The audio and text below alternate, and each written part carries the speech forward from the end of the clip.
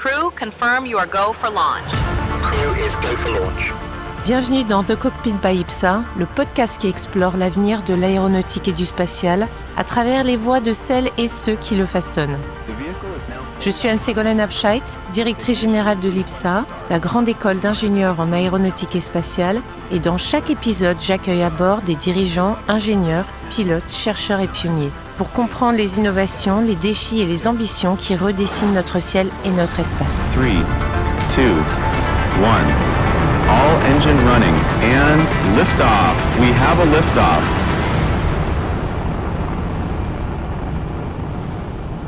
Bonjour aux passionnés de l'aéronautique et du spatial et bienvenue sur The Cockpit by IPSA, le premier podcast aéro et spatial en direct d'une école d'ingénieurs du secteur. Je suis Anne-Ségolène Abscheit, directrice de l'IPSA, qui est présente sur 3 campus à Paris, Toulouse et Lyon. Et dans The Cockpit, à chaque épisode, nous accueillerons à bord une personnalité clé de l'aéronautique ou du spatial, dirigeant d'entreprise, expert, étudiant passionné. L'ambition est de faire rêver en parlant avions, satellites, drones, fusées et tout en répondant aux questions qui animent le secteur. Aujourd'hui, nous avons beaucoup de chance d'accueillir à bord Jean-Marc Fron, PDG de Boeing France, avec qui nous allons parler du nouveau paysage international et commercial de l'aéronautique et du spatial qui impose un pilotage nouveau pour les entreprises dans un monde en pleine turbulence. Jean-Marc, bonjour et bienvenue à bord. Bonjour, je suis ravi d'être là.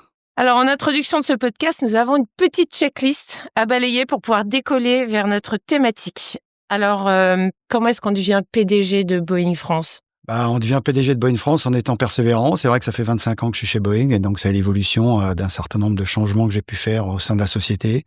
Donc j'ai envie de dire persévérance, curiosité, c'est ça qui m'a permis d'arriver là où je suis aujourd'hui. Des bonnes qualités, je pense qu'il faut cultiver. Quand est-ce qu'est née votre passion pour le secteur aéronautique ? Est-ce que c'était tout petit ou c'est venu par la suite ? Non, c'est plutôt venu par la suite. C'est vrai que tout petit, je regardais, j'allais au Salon du Bourget, mais c'était pas forcément une passion. J'aurais jamais pensé que j'y travaillerais un jour. Et puis, au début de ma carrière, j'ai eu la chance de commencer à travailler pour une compagnie aérienne. Au sein d'une agence de relations publiques et ça m'a beaucoup intéressé et après j'ai eu la chance que cette agence ait comme deuxième client de taille Boeing. Donc après quelques années, on m'a proposé de partir chez l'annonceur comme on dit, c'est-à-dire rejoindre Boeing à un moment en l'an 2000 où Boeing n'était pas beaucoup implanté en Europe, ce qui rendait les choses encore plus intéressantes. Alors, beaucoup qui pensent que Boeing, ce ne sont que des avions, mais il y a beaucoup plus d'activités chez Boeing. Est-ce que vous pouvez nous en faire un peu le panel rapidement ? Alors, je vais essayer de rester très simple. Il y a 3 piliers de l'activité de Boeing. D'abord, l'activité dans les avions commerciaux. Les avions de ligne que tout le monde connaît, du 737 MAX au 777X, on balaye toute la gamme des avions de plus de 150 places. Donc ça, je vais pas y passer beaucoup de temps, tout le monde connaît. Ensuite, il y a toute la division défense et espace, qui est très importante, qui est une des forces de Boeing d'ailleurs, c'est d'avoir ces 2 piliers très importants. Donc en termes de défense, on fabrique des chasseurs, le F-15, le F-18. On fabrique des satellites de grande taille, électriques ou de petite taille. On fabrique des lanceurs. On a lancé énormément de satellites pour le gouvernement américain. On est également impliqué dans Space Launch Systems, la future grosse fusée. Et on fait également des capsules spatiales comme le Starliner. Ça, c'est pour la partie défense. Défense, j'oublie évidemment la partie au-delà des chasseurs. Il y a les T-7, un nouvel avion pour entraîner les pilotes de chasse. Il y a également des hélicoptères, que ce soit des hélicoptères d'attaque ou des hélicoptères de transport, ou des hélicoptères lourds, comme on dit, comme le Chinook. Donc, on a toute une gamme de produits à notre disposition dans la partie défense et espace. Et enfin, le 3e pilier, dont on ne parle pas assez, mais qui est pourtant extrêmement important, c'est tout ce qui concerne les services. En 2018, Boeing avait décidé de rassembler ses activités de service au sein d'une même unité, des activités de service qui concernaient à la fois les avions militaires et les avions commerciaux. Donc on appelle ça maintenant chez nous BGS, Boeing Global Services. Et c'est une activité en très forte croissance à un moment donné où les compagnies aériennes aimeraient renouveler leur flotte, peuvent pas forcément le faire, donc il y a un besoin de maintenance, d'entretien, de pièces détachées pour des appareils existants, plus long que prévu, d'où l'intérêt de ces services. Et pour la partie militaire, on a des solutions toutes faites où on propose à des opérateurs gouvernementaux d'utiliser nos produits en payant un service à l'heure, comme on dit. Donc, toute une gamme de services très innovants. Et donc, Boeing, aujourd'hui, c'est ça, commercial, défense espace, service. Et c'est vrai qu'on parle très souvent de la partie commerciale, avec raison, on est très très fiers de nos produits, mais il faut pas oublier tout le reste. Et la raison de la résilience de Boeing, on nous pose souvent la question, c'est justement parce qu'on peut s'appuyer sur ces 3 piliers. Quand il y en a un qui est un peu plus mou, eh ben, on peut s'appuyer sur les 2 autres. Ah voilà, on est déjà dans la stratégie d'entreprise, diversifier son offre pour durer. C'est important aujourd'hui. Absolument.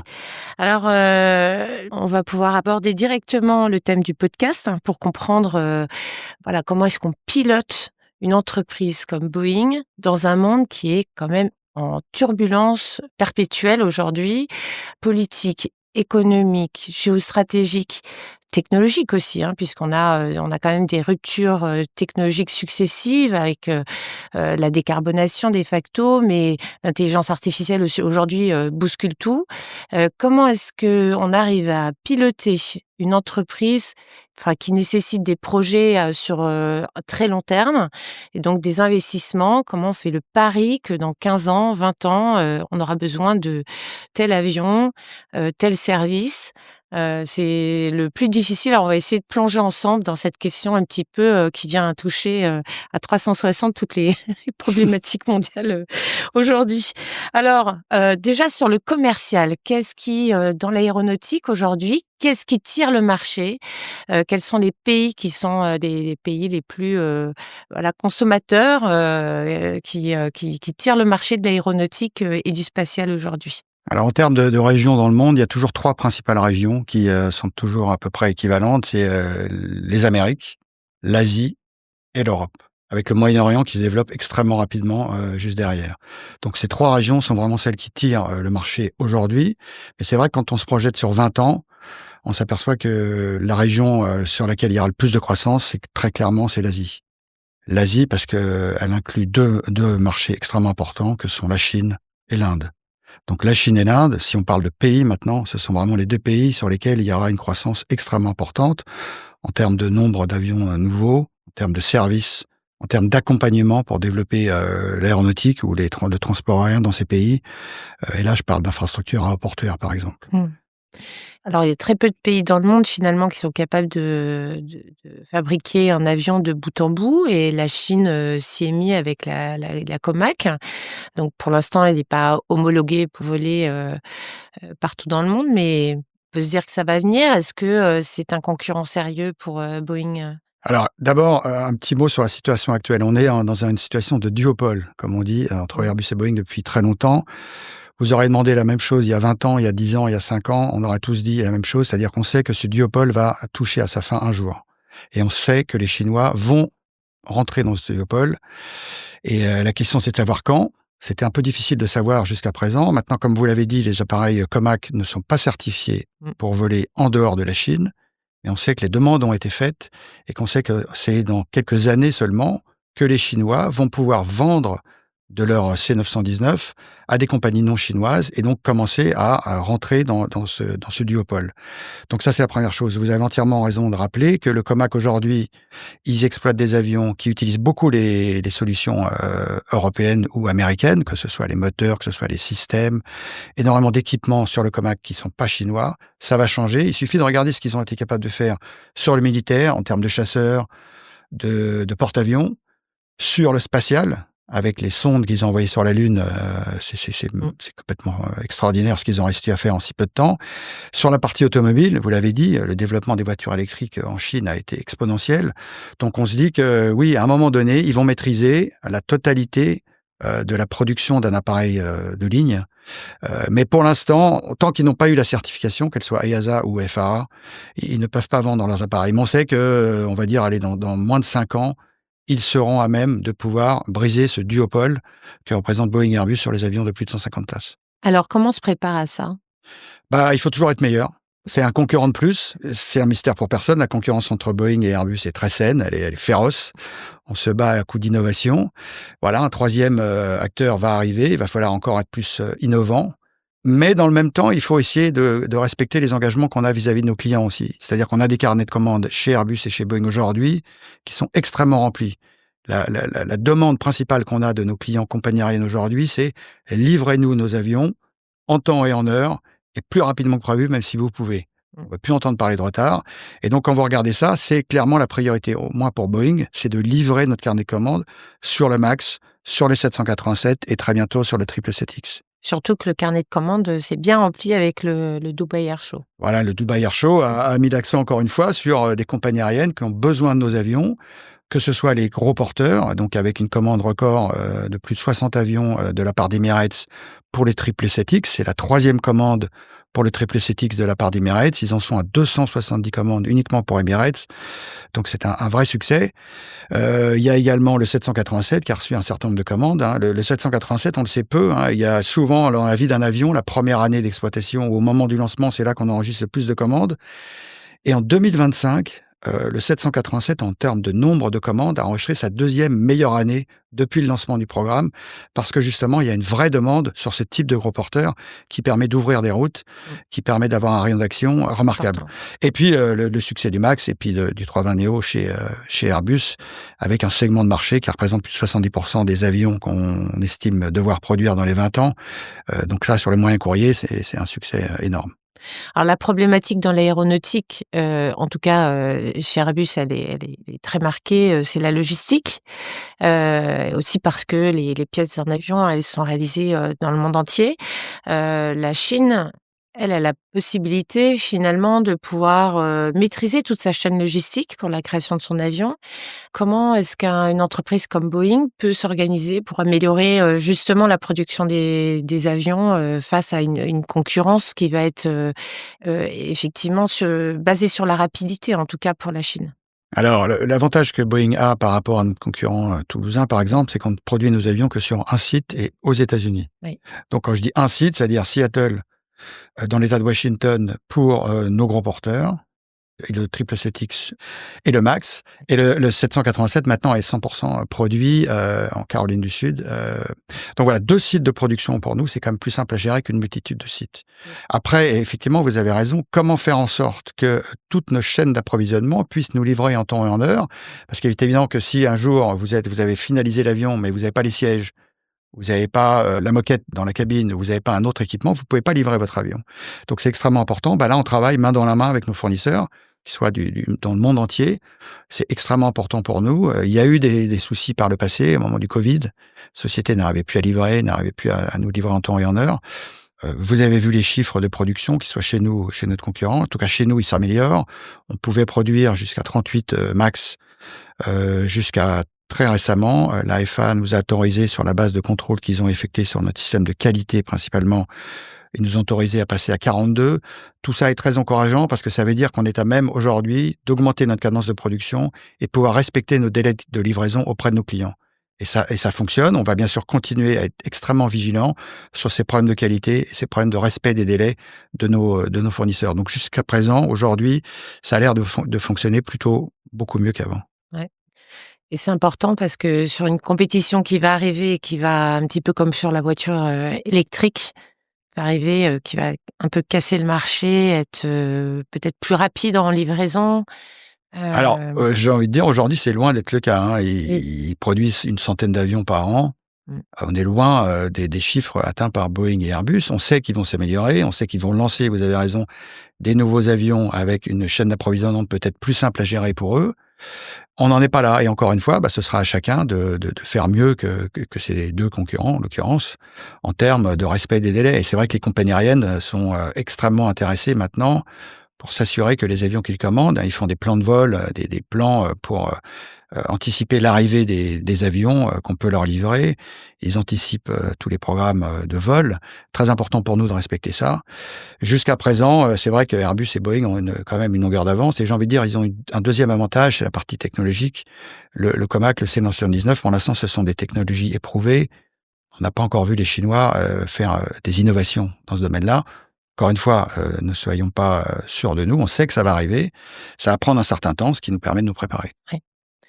Finalement, la première leçon qu'on pourrait retenir de stratégie pour nos auditeurs, c'est que la concurrence, elle est saine et nécessaire pour continuer à toujours innover, Ouais, absolument. à s'améliorer et à satisfaire, à mieux satisfaire finalement les clients, les compagnies aériennes dans votre cas. C'est comme ça qu'il faut voir la concurrence, comme un aiguillon qui nous permet de faire toujours mieux. Et j'ai envie de dire, en termes de stratégie, il y a également un élément dont on a parlé brièvement, c'est être à l'écoute de ses clients. Oui.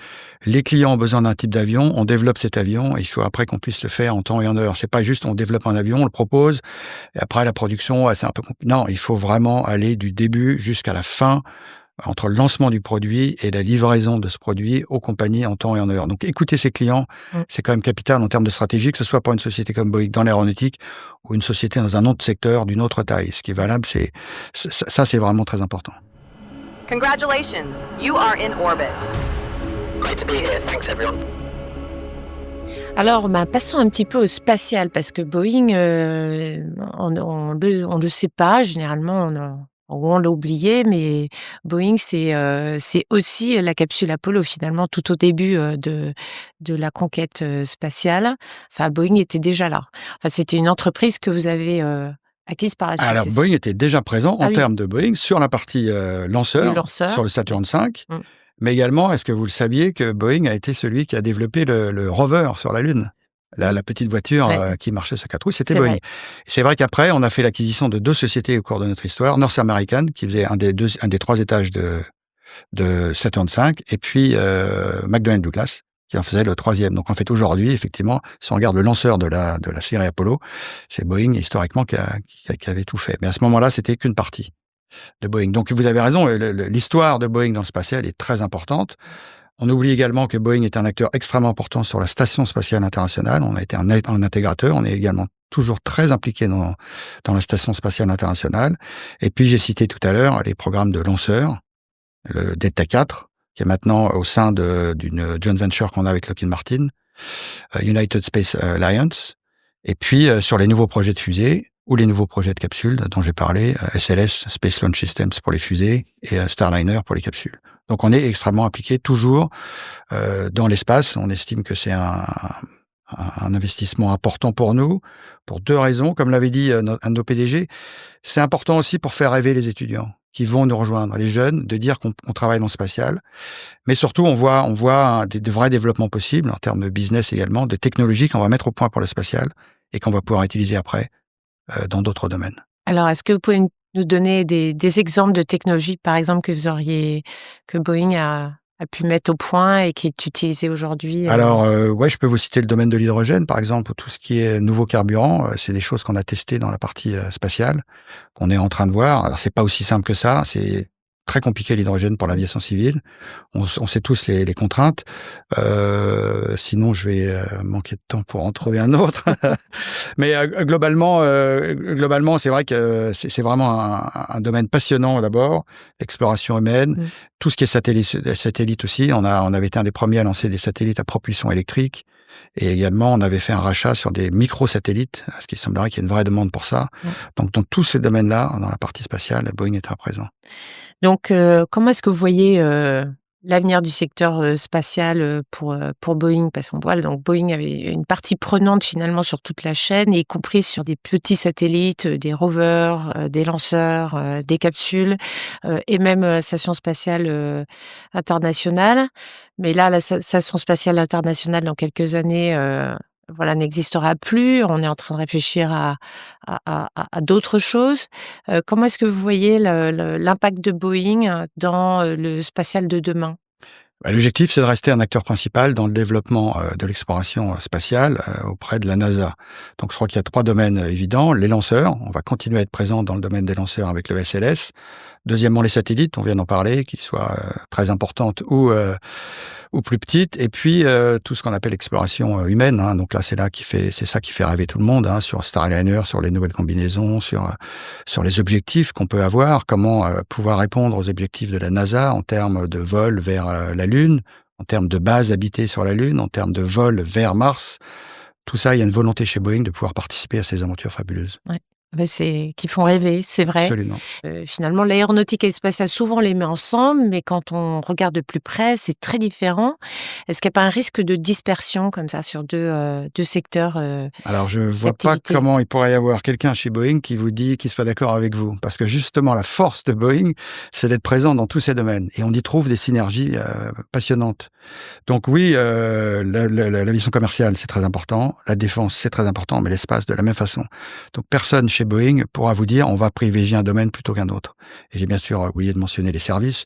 Donc non, le groupe Boeing aujourd'hui, tel qu'il est, après les crises qu'on a eues, si on est encore là aujourd'hui, c'est grâce à cette empreinte que nous avons pu avoir et qu'on continue à avoir sur ces 3 domaines très spécifiques. Une vision de bout en bout qui permet aussi finalement d'irriguer, chacun irrigue les innovations de l'autre branche. Absolument. Et puis, c'est l'histoire de Boeing. Et Boeing a toujours été présent dans ces 3 domaines, plus ou moins selon les époques. Mais il y a toujours eu du Boeing dans le transport militaire, il y a toujours eu du Boeing dans les lanceurs spatiaux.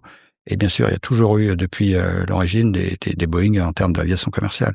Le but, c'est vraiment de continuer. Alors la deuxième leçon de stratégie, est-ce que ça serait pas qu'il faut rester fidèle à son ADN pour durer?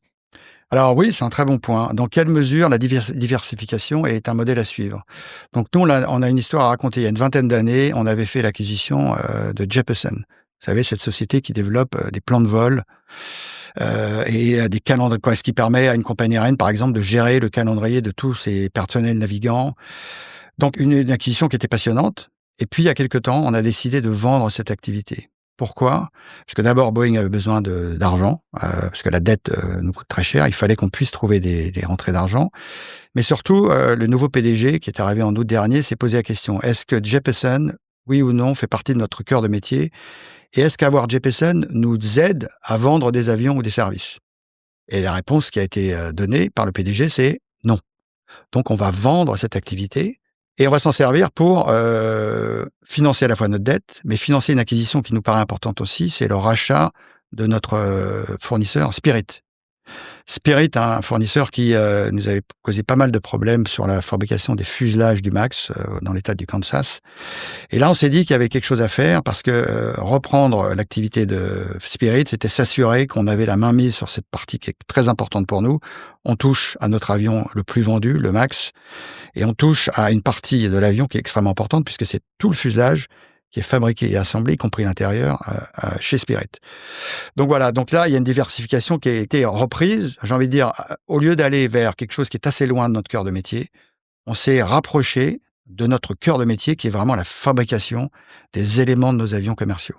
Donc ça, c'est un bon exemple. La diversification, oui. On avait également, par exemple, un autre domaine, on avait également décidé en 2018 de se diversifier un peu et de développer des fonctionnalités nouvelles dans l'avionique. Donc ça, on l'a gardé. On s'est dit, on va rapprocher nos activités avioniques militaires et commerciales de façon à pouvoir moins faire appel à des fournisseurs qui pourraient nous offrir ça et faire appel à une compétence interne pour développer l'avionique de nos futurs avions, qu'ils soient militaires ou commerciales. Et donc ça, c'est plutôt un développement, une diversification qui continue à ce jour. Donc la diversification, c'est pas un non et on le fera plus jamais. Non, la diversification, il faut juste s'assurer qu'elle soit liée de façon la plus proche possible à notre cœur de métier. En tout cas, c'est comme ça qu'on le voit. Et l'histoire sur 20 ans de Boeing, c'est clairement ça. C'est qu'il faut rester sur notre cœur de métier pour être efficace. C'est ça que nos clients demandent. Et les diversifications, quand tout va bien et qu'on se dit, ouais, ce serait peut-être pas mal d'aller voir ça ou quoi, on peut le faire. L'opération sur Jeppesen, quand on regarde ce qui a été payé il y a 20 ans par rapport à ce qu'on a vendu, elle est très bonne. Mais voilà, il faut se poser les questions au bon moment quand il s'agirait justement de retrouver du cash ou une grande flexibilité. Décider, c'est renoncer. Oui, exactement. Très bon résumé. Station crew, mission control, we're ready for your midday systems update when you are. Copy mission control. Go ahead. Alors, on parle de contexte géopolitique. C'est vrai qu'en ce moment, voilà, il y a de l'actualité. Le contexte international est quand même hyper instable. On n'a jamais autant parlé de conflits, de plus en plus proches en plus de nos pays. Les entreprises, les États qui étaient souverains aujourd'hui sont parfois en situation de faiblesse économique, sociale aussi, avec des dépendances.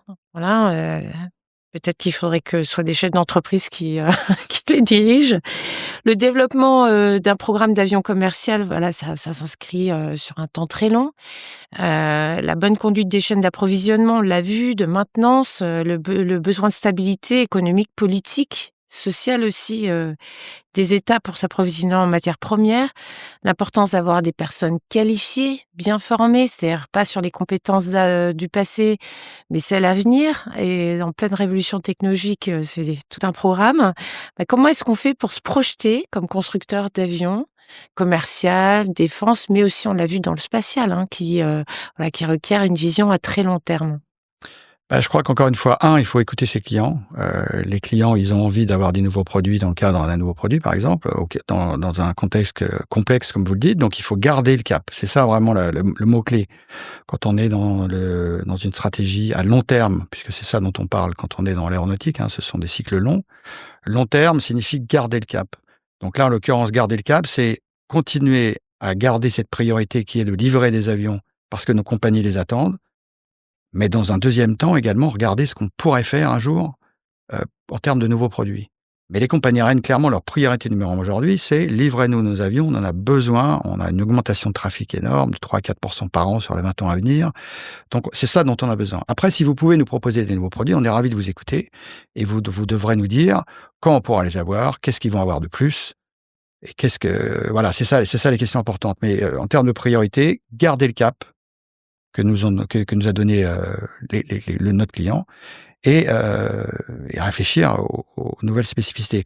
En termes de contexte géopolitique, il faut être résilient, il faut prendre le temps. Encore une fois, les cycles longs, c'est exactement l'opposé du cycle politique. Cycle court, encore plus en ce moment avec ce qui se passe avec l'administration américaine, il faut garder son cap. On en parlait tout à l'heure, accepter de se réveiller un matin avec une situation qui peut être totalement différente de ce qu'elle a été la veille. Voilà, garder le cap et puis faire en sorte que les priorités soient connues de tous les décideurs. Et vous savez, par exemple, que le secteur aéronautique s'est vu exempté de droits de douane pour la totalité des échanges entre les Européens et les Américains, ce qui est une excellente chose. C'était pas gagné d'avance. Et là, il faut s'en féliciter. Est-ce que c'est pour toujours? Non. Il faut absolument continuer à discuter avec les décideurs des deux côtés de l'Atlantique pour s'assurer que ça va pouvoir continuer. C'est capital pour notre secteur, pour les compagnies aériennes et pour le développement du trafic aérien. Oui.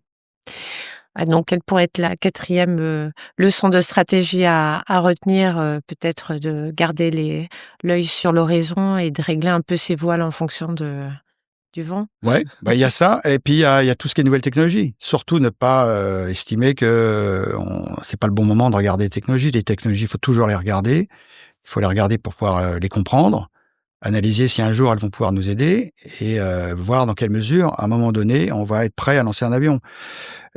Si vous regardez l'histoire de l'aéronautique, les avions nouveaux sont généralement lancés quand le constructeur qui propose un nouvel avion peut améliorer la consommation de carburant ou la façon dont un avion vole de 15 à 20% par rapport au modèle précédent.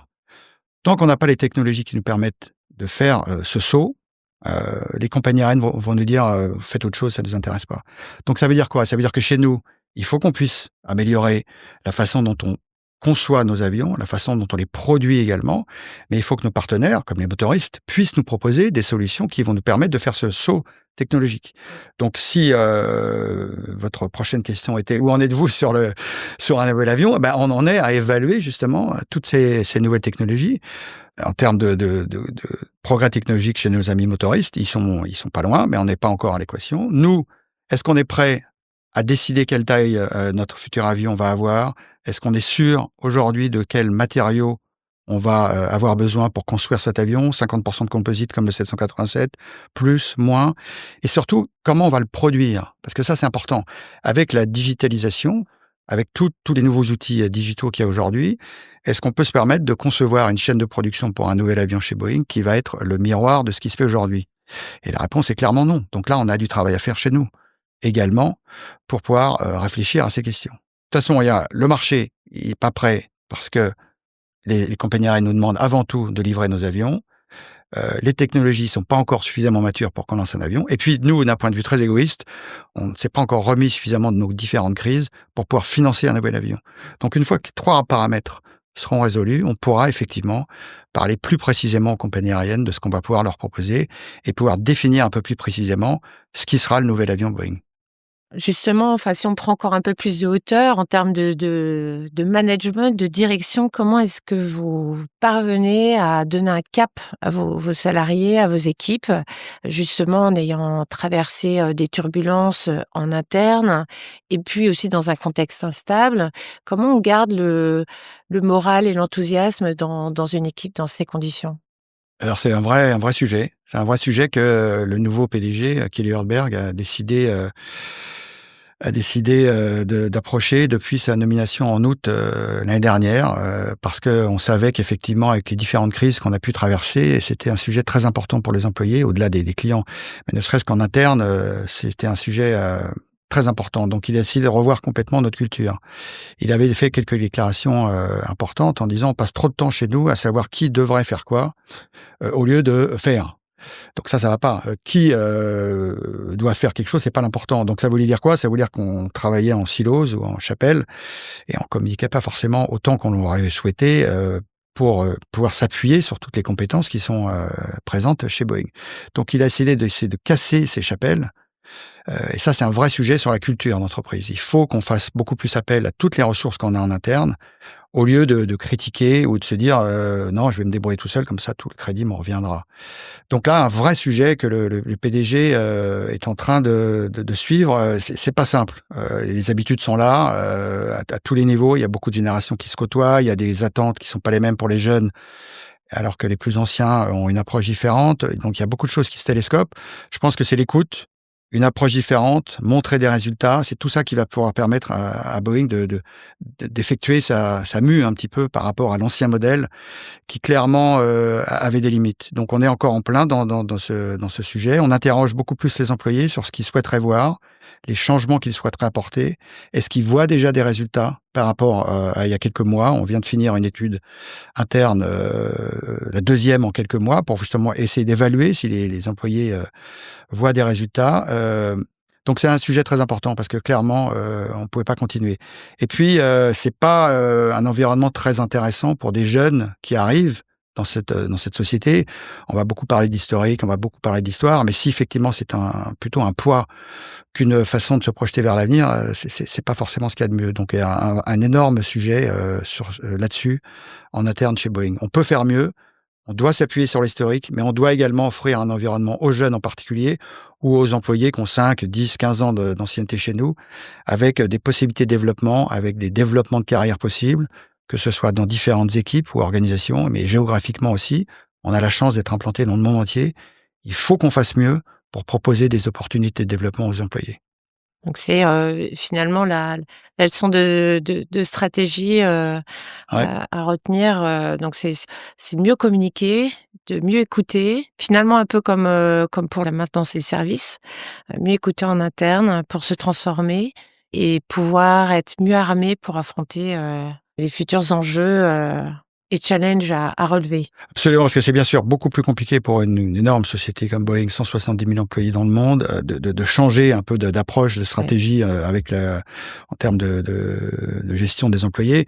Donc on a envie de dire, est-ce qu'on a tourné? Non, on est en train de tourner. Donc c'est comme un gros paquebot, ça prend du temps à tourner. Et donc on en est là. Il faut qu'on tienne bon, que le cap ait été changé, c'est une chose. Il faut maintenant qu'on puisse continuer à s'orienter vers ce qu'on a décidé de faire. Et ça va demander la volonté de tous les employés de Boeing. Mais c'est également au leadership de montrer l'exemple, de prendre des décisions qui vont à la fois donner confiance aux employés, leur donner envie de rester, et puis un environnement justement porté sur l'innovation. Et là aussi, les 3 secteurs dont on a parlé jouent un rôle très important. Et pouvoir se projeter. Exactement, pouvoir se projeter. Crew, prepare for deorbit burn sequence. Copy. Preparing deorbit procedures. Donc voilà, alors un secteur, on est dans un secteur en pleine mutation qui doit continuellement se réinventer malgré une inertie qui est propre à l'ingénierie de pointe. Hein, parce que qui dit l'ingénierie de pointe dit recherche, dit le temps long, alors on perd un peu d'agilité, mais pour s'assurer des résultats. Et donc c'est un petit peu, c'est un petit peu plus compliqué de faire bouger les choses. Ça laisse penser que l'approche commerciale évolue aussi. À l'IPSA, fois, on forme des ingénieurs aérospatiales, des bachelors plus techniques, mais aussi des Master of Science. On a même un MBA, ingénieur d'affaires en aéronautique et spatiale. Vous avez d'ailleurs pu intervenir à différentes reprises au sein de l'école, qui s'attache à proposer des formations en lien étroit avec les attentes réelles des entreprises. J'aimerais que vous partagiez avec nous quelques réflexions en guise de conclusion de ce podcast, notamment côté business. Qu'est-ce qui fera un bon ingénieur d'affaires en aéronautique et spatiale? Est-ce qu'il vaut mieux être un bon ingénieur formé au business ou un bon commercial formé à l'ingénierie pour réussir dans ce secteur? Alors, premièrement, c'est pas moi qui vais reconnaître publiquement la qualité de votre cursus et les ingénieurs de l'IPSA qui sortent, les étudiants de l'IPSA qui sortent de votre formation sont évidemment extrêmement qualifiés et je crois que c'est un mystère pour personne. Vous faites un super boulot là-dessus. Sur la question, qu'est-ce qu'il vaut mieux faire? Être ingénieur et se former au commerce après ou être un commercial qui va se former à l'aéronautique? Donc ça, j'imagine, vous demandez à plusieurs personnes, les réponses vont varier. Moi, j'aurais juste parlé de ce qu'on voit plus souvent chez Boeing. Donc, encore une fois, un modèle qui est pas forcément le meilleur, qui est pas forcément le plus répandu, mais qui, en tout cas, ce qui marche chez Boeing, c'est plutôt une compétence technique. Donc, plutôt un ingénieur qui va, au cours de sa carrière, se former via des MBA et à la fin pouvoir maîtriser les deux aspects d'une belle carrière. C'est plutôt comme ça. C'est historiquement, Boeing est une société d'ingénieurs. Donc, la partie ingénieur est capitale chez Boeing. Et deuxièmement, le MBA est une formation très américaine, reconnue chez Boeing comme d'autres sociétés américaines. Donc, j'ai envie de dire, c'est un peu le modèle qu'on voit assez souvent chez Boeing, en tout cas, bien fonctionner. C'est plutôt ça. L'autre modèle, plutôt un commercial qui va être formé à l'aéronautique, je vous cache pas qu'on le voit beaucoup moins, en tout cas chez Boeing. Ça ne veut pas dire que toutes les personnes qui travaillent chez Boeing sont ingénieurs, loin de là, j'en suis le parfait exemple, je ne suis pas un ingénieur. Mais dès qu'il s'agit de travailler sur des problématiques plus techniques, je vois pas comment on pourrait faire l'économie d'un background d'ingénieur, en tout cas chez Boeing. Et c'est des problématiques qui se retrouvent. Est-ce qu'il vaut mieux embaucher, quand on a un poste qui s'ouvre en ingénieur, quelqu'un de chez Boeing qui connaît déjà la boîte, mais qui va peut-être ressasser des solutions connues, ou alors est-ce qu'il vaut mieux aller chercher quelqu'un de l'externe, et le former à Boeing? Et c'est vrai que Boeing est une société grande, avec des processus très lourds, et donc là, j'ai envie de dire, il faut surtout privilégier les deux modèles. C'est-à-dire privilégier l'interne, mais également privilégier l'externe. On a besoin d'externes pour avoir des nouvelles idées, une nouvelle façon de fonctionner. On a besoin d'interne parce que parfois, c'est quand même plus rapide de pouvoir se dire, toi, tu connais, tu sais où aller, quelle est la porte à frapper, quel est le processus qu'il faut utiliser. Donc, j'ai envie de dire, là, il faut vraiment les deux. Sur la partie ingénieur versus commercial, en tout cas, chez Boeing, c'est plutôt ingénieur d'abord. Ben voilà. Et alors, quand côté ingénieur, on a abordé un peu les technologies de rupture, notamment la décarbonation. Qu'est-ce qui fera, ça c'est une vraie question, qu'est-ce qui fera un bon ingénieur demain? Voilà, est-ce que nos étudiants actuels, ils arriveront sur le marché au moment où les avionneurs comme Boeing lanceront peut-être une toute nouvelle famille d'appareils, ou seront en train de finaliser? Est-ce que vous avez un conseil à leur transmettre pour pour se préparer? Et puis, j'allais dire en miroir, est-ce que vous avez un conseil à donner à nos enseignants? Alors, premièrement, sur le timing aujourd'hui, effectivement, je crois que vos étudiants qui vont sortir dans les prochaines années ont une chance énorme. Ça fait 20 ans que ça ne s'est pas passé. Il se pourrait, c'est plus qu'un conditionnel, que les deux avionneurs, au moins deux, Airbus, Boeing, Boeing, Airbus, puissent lancer un nouvel appareil dans les 10 ans à venir. Donc ça, c'est une chance énorme pour les nouveaux arrivants sur le marché parce qu'ils ont la possibilité de se positionner en amont et de participer à cette aventure qui est une des plus belles quand vous travaillez chez un constructeur. Vous imaginez avoir 18 ans en 2026? C'est extraordinaire. Ah, c'est extraordinaire parce qu'il y a plein de défis. Alors, les défis, vous les avez rappelés, il y a la décarbonation, il y a l'utilisation de l'IA, il y a les composites, il y a tout ça, des défis passionnants. Le but étant qu'on puisse faire des avions qui vont moins consommer, qui vont être plus légers, qui vont être plus confortables pour les passagers. Il y a énormément de domaines sur lesquels les ingénieurs de demain vont pouvoir proposer des nouveaux procédés, des nouvelles idées. Donc, des conseils, il faut qu'ils soient bons dans leur domaine, que s'ils sont très spécialisés, ils n'hésitent pas à être curieux, à aller voir un peu ce qui se passe autour. Il faut surtout pas penser que parce qu'on est très bon dans un domaine, c'est ça qui va nous permettre de réussir. Ça va nous permettre de monter assez haut dans un domaine particulier. Mais plus vous attendez pour essayer d'aller voir autre chose, plus ça va être compliqué après de justifier de la curiosité nécessaire que vous pourriez avoir pour aller voir et faire autre chose. Donc j'ai envie de dire que cette curiosité pour faire son travail, mais également montrer une appétence pour d'autres domaines parallèles, je pense que c'est ça vraiment ce qu'on va attendre des futurs ingénieurs. Après, je me souviens plus la troisième partie de votre question. C'était pour les enseignants. Est-ce que vous avez des conseils pour les enseignants? Parce que parfois, c'est compliqué, un enseignant. Ça fait 20 ans qui fait un cours en aéro. Finalement, les concepts ne changent pas, les concepts de base ne changent pas. Mais voilà, comment on prépare des étudiants aux futures ruptures, parce qu'on a parlé de celles qui existent là aujourd'hui, mais on ne sait pas encore ce qui va, vu la rapidité avec laquelle on se transforme en termes de société, on peut se dire que on aura une autre évolution type celle qu'on a vécue en novembre 2022 avec ChatGPT dans les 5 ans. Donc comment est-ce qu'on peut préparer des étudiants aujourd'hui? C'est pas une question facile, hein. Non, c'est pas une question facile. J'attends que vous me donniez la réponse.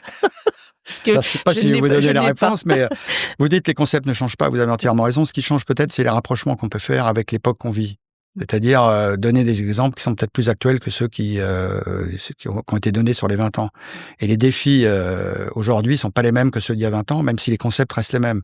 Donc peut-être faire communiquer les concepts physiques ou techniques avec des problématiques d'aujourd'hui. Et donc, ça demande peut-être pas mal d'efforts pour les enseignants de se maintenir au courant de ce qui est discuté chez les avionneurs, par exemple, ou ceux qui entretiennent les avions, les problématiques d'aujourd'hui, par exemple, qui sont très différentes de celles d'il y a 20 ans, ça c'est clair.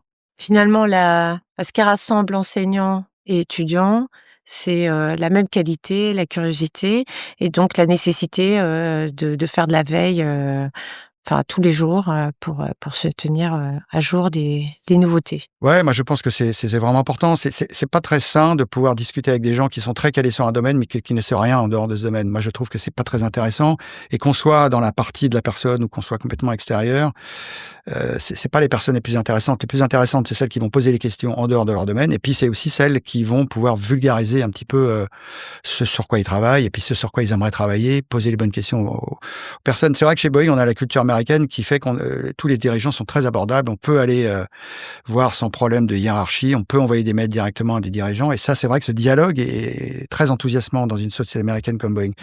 Donc j'ai envie de dire que c'est ça aussi, ne pas hésiter à aller frapper à la porte de dirigeants. Quand on travaille dans une grande société américaine, c'est tout à fait bien reçu, et c'est ça vraiment qui est très formateur. Ouais, c'est un bon conseil, parce que qui ose gagne. Alors, côté mindset, justement, on va prendre un petit peu de hauteur. Quelles sont les compétences, selon vous, les attitudes qui font la différence quand on aspire à travailler dans l'aéronautique et spatiale, et notamment chez Boeing? Est-ce que vous auriez un conseil pour un jeune étudiant qui rêve d'intégrer Boeing un jour? Ouais, je crois que dans l'aéronautique et spatiale, les gens qui viennent travailler, ils viennent pas par hasard, ils viennent parce que c'est pragmatique et parce qu'ils savent qu'ils peuvent faire une différence. Faire une différence, c'est-à-dire que ça va être visible, ou ça va être quelque chose qui va être nouveau et qui va améliorer l'efficience d'un avion ou la consommation d'un avion. Donc c'est vraiment des gens très pragmatiques, et j'ai envie de dire que s'il y a une compétence à retenir, c'est ça.